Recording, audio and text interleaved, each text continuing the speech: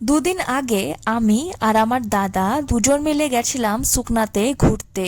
সুকনা basically forest area, যেটা শিলিগুড়ি থেকে দার্জিলিং যাওয়ার রাস্তায় পড়ে। সুকনার altitude 533 feet above the sea level. এখানে রয়েছে একটি ছোট্ট টয় ট্রেন স্টেশন অ্যান্ড তার অপোজিটেই আছে হনুমান মন্দির, যেখানে সন্ধে আরতি দেখতে খুব ভালো লাগে। সুকনাতে একটি ফরেস্ট বাংলোও রয়েছে, যেটাতে ছোটবেলা অনেক ঘুরতে আসা হতো, বাট বড় হয়ে খুব একটা সময় সুযোগ করে ঘুরতে আসা হয় না। ফরেস্ট ডিপার্টমেন্টের লোকদের একটু রিকোয়েস্ট করাতেই ওরা আমাদের ফরেস্ট বাংলোর সামনেটা ঘুরতে দিল, অলদো রেনোভেশনের কাজ চলছিল সেই সময়। ফরেস্ট এরিয়ার করে যাওয়ার আগেই সন্ধে নামা শুরু হয়, তাই আর ইন্টেরিয়ারে না গিয়ে ফিরে আসি, কারণ সেই সময়টা এলিফ্যান্ট ক্রসিং টাইম। ফেরার সময় রাস্তার ধারে লাইন দিয়ে চাইনিজ এবং ফাস্ট ফুড ক্যাফে দেখেই কেমন মোমো চাউমিন খাওয়ার মেজাজ হয়ে গেল।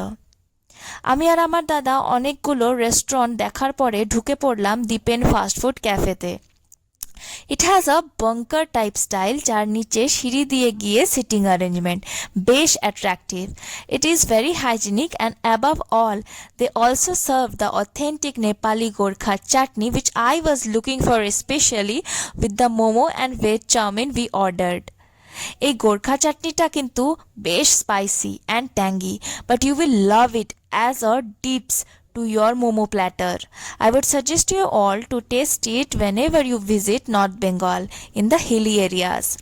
টয় ট্রেন স্টেশনের ধারে দেখতে পেলাম টয় ট্রেন পাস করছে, দেখে কেমন ছোটবেলার মতন এক্সাইটেড হয়ে গেলাম।